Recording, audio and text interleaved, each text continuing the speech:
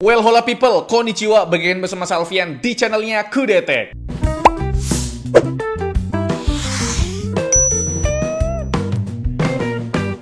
Akhirnya ya, Kudetek rakit PC lagi bre. Kalau kemarin-kemarin itu kita collab rakit PC, di episode ke-98 ini kita main solo aja. Tapi buat yang belum nonton video kolaborasi rakit PC kita, tonton dulu dong, biar kita makin semangat bikin konten rakit PC-nya bre. Jangan lupa subscribe juga ya. Jadi di video kali ini kita bakal rakit PC yang agak berbeda. Dikala teman-teman kita ngerakit PC pakai RTX 5000 series, kita di video kali ini bakal ngerakit PC pakai GPU-nya Intel, yaitu Intel Arc B580 12GB VRAM. Kebetulan tempo hari kita ikut PO atau pre-order dan dapat unit yang limited edition nih bre, atau founder edition. Tapi buat detail dan performa dari VGA ini bakal kita bahas atau review di video terpisah. Nah, buat prosesornya, karena si biru lagi membadut, kita putuskan pakai si merah, yaitu AMD Ryzen 7 9700X. Sebelumnya kita pernah adu prosesor ini buat lawan Arrow Lake-nya Intel, yaitu Core Ultra 7 265K. Kalau kalian penasaran gimana performa prosesor ini, langsung tonton aja videonya bre. Linknya ada di deskripsi video ini kok. Terus buat motherboardnya, ini lumayan OP ya, pakai TUF Gaming X670E plus Wi-Fi. Kalau ada yang tanya, emangnya bisa bang pakai motherboard chipset 600 series dipakein prosesor Ryzen 9000 series? Bro, ini AMD. Selain soketnya panjang umur, chipset motherboardnya juga panjang umur. Jadi motherboard dengan chipset 600 series ini tetap bisa dipakein prosesor Ryzen 9000 series, sekalipun dengan catatan harus update BIOS ya. Lanjut buat RAM-nya, kita pakai yang low key aja. Di sini pakai Ticrit Classic DDR5 2x16GB 6000 MB transfer per second. Terus buat penyimpanannya kita pakai WD Black SN850X yang 2TB. Casingnya kita pakai NZXT H5 Flow yang kebetulan dapat pinjaman dari Mas Mobi. Thank you Mas Mobi. Next buat CPU coolernya kita pakai model tower aja. Kita pakai Deepcool AK620 digital, sebuah CPU cooler yang gagah dengan konfigurasi 6 buah heat pipe, dual tower dan juga 2 buah kipas. Tampilannya udah makin modern karena punya layar digital di top panelnya dengan aksen list tipis ber-RGB bre. Dan komponen utama di rakitan PC kita kali ini adalah power supply dari Deepcool. Tapi sekarang power supply-nya Deepcool udah rebranding atau ganti nama jadi Gamerstorm. Kalau kalian inget, dulu tuh Gamerstorm adalah lini premiumnya Deepcool bre. Jadi wajar aja kalau kalian udah nggak asing sama penamaan Gamerstorm ini. Di box dan juga tampilan PSU-nya nggak ada lagi emboss logo Deepcool karena udah digantikan emboss Gamerstorm. Yang logonya itu mirip siluet wajah manusia, tapi detail hijau Tosca-nya tetap dipertahankan di sini bre. Selain ada di emboss branding, detail hijau Tosca juga kita bisa lihat di switch power dan port 12V 2x6-nya. Dan ini adalah Gamerstorm PN1000M yang harganya sekitar 2 jutaan kecil. Kalian jangan langsung protes kenapa harga PSU ini tembus 2 jutaan. Selain kapasitasnya yang jumbo di 1000 watt, PSU ini juga udah termasuk power supply dengan standar baru yaitu ATX 3.1 dan juga PCIe 5.1 ready. Jadi bisa dipastikan power supply ini udah future proof. Jadi siap dipakai buat GPU generasi terbaru misalkan RTX 5000 series bre. Terus buat efisiensi daya, Gamerstorm PN1000M ini udah bersertifikasi 80+ Gold. Dan ada satu sertifikasi lagi yaitu PPLP.info Gold. Ini tuh perusahaan sertifikasi baru di dunia power supply bre. Bedanya PPLP.info ini sama standarisasi lain, standarnya nggak cuma sampai titanium doang. Ada lagi standar baru yang namanya Super TI. Nah lo, nggak asing kan? Intinya sih standar Gold ini emang mirip sama standar Gold di sertifikasi 80+ dan cybernetic, yang berarti efisiensi dayanya diklaim bisa mencapai 90% bre. Kalau berdasarkan laporan uji labnya PPLP.info, PSU ini udah mencapai 90% efisiensi daya mulai dari 400 watt alias 40% load. Buat kapasitor yang dipakai, Gamerstorm ngeklaim udah pakai kapasitor dari Jepang nih, dan klaimnya ternyata bener ya. Main kapasitor di sini dari pabrikan Tosing Kapasitor dengan voltase up to 420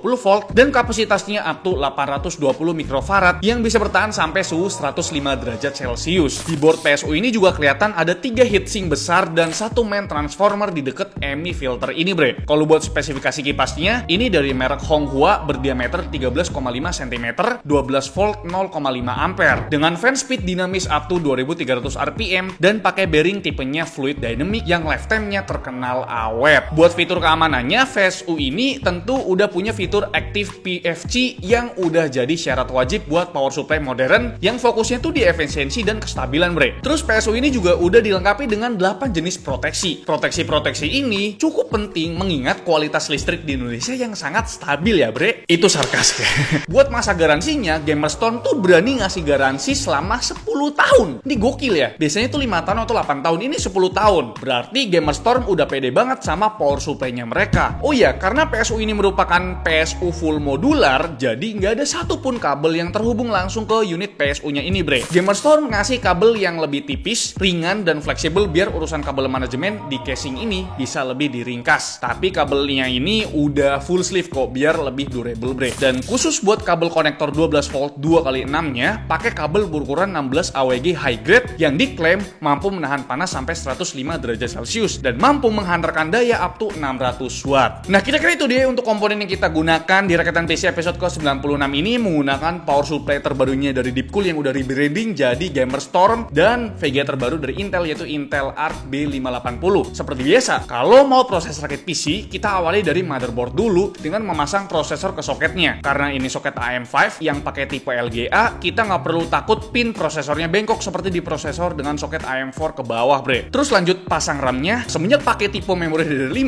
aku pribadi tuh malah sering kebalik bre. Soalnya space di tengah kepingan RAM-nya tuh udah makin center. Beda sama DDR4 yang cenderung terbagi 60/40. Kalau kalian gimana? Masih suka kebalik juga nggak masang RAM DDR5 ini? Coba komen. Lanjut ke pemasangan SSD, karena kita masih pakai SSD generasi keempat yang udah include heatsink, kita pasangnya di M.2 slot yang bawah aja ya. Siapa tahu nanti ada rezeki buat beli SSD generasi kelima, tinggal pasang yang di slot atas ini bre. Oh ya, di motherboard ini ada fitur M.2 QLatch biar mempermudah proses pemasangan NVMe SSD tanpa ngebaut-baut lagi. Sebelum pasang Mobo ini ke casing, kita pasang dulu CPU coolernya. Karena ini cooler bertipe tower, proses pemasangannya nggak bakal seribut all-in-one liquid cooling. Tapi tetap sih ya, karena Deepcool AK620 digital ini punya 2 buah kipas dan layar digital, perkabelannya ini tetap agak merepotkan sih ya. Kalau udah beres pasang CPU coolernya, kita bisa langsung pasangin di casingnya bre. Tentu kita telanjangin dulu casing ini biar jari-jari kita keluar masuknya tuh lebih gampang. Karena ini motherboard high-end, kita nggak perlu repot-repot lagi pasang cover I/O panelnya bre. Udah terintegrasi langsung tuh. Abis pasang motherboardnya, kita cicil perkabelan casing seperti kabel USB, kabel audio, dan kabel front panel lainnya. Nah, sekarang kita lanjut pasang power supply-nya. Tapi sebelum itu, kita pilih-pilih dulu nih kabel apa aja yang bakal dipakai. Karena kan ini kan power supply full modular, jadi kabelnya ya kita pilih-pilih dulu. Terus kalau udah diseleksi, pasangin dulu kabel-kabelnya tadi ke unit power supply-nya. Dan lanjut baut power supply-nya ke dalam casing ini. Habis itu, tinggal colok-colokin dah ke konektor yang ada di motherboard. Kayak misalkan 8+8 pin CPU power dan 24 pin power motherboard. Nah ini nih, tahap rapih-rapihin kabel alias kabel manajemen yang selalu memusingkan. Ya, jadi kita skip aja lah. Kita lanjut ke pemasangan VGA card-nya. Nggak susah kok. Apalagi kita pakai casing premium yang cover slot PCIe-nya model baut begini. Jadi nggak perlu repot-repot matahin besi kayak di casing curah. Kalau VGA-nya udah terpasang di slotnya, jangan lupa kita colok kabel 2+6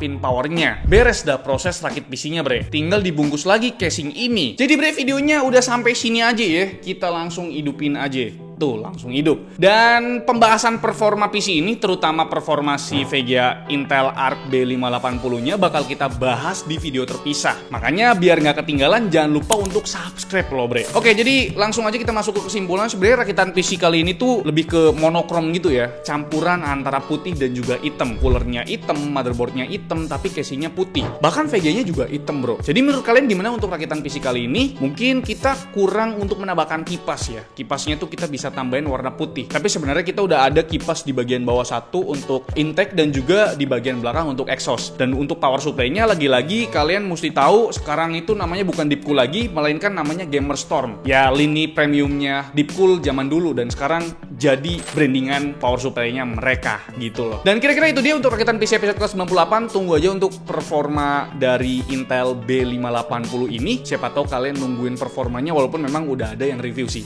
Like video ini kalau kalian suka, dislike kalau kalian jelek banget, dan jangan lupa untuk tekan tombol subscribe yang warna merah kalau misalkan kalian belum subscribe channel ini. Saya Alfian selaku host di channel Kalian. Terima kasih. Sampai jumpa di video selanjutnya. Bye bye.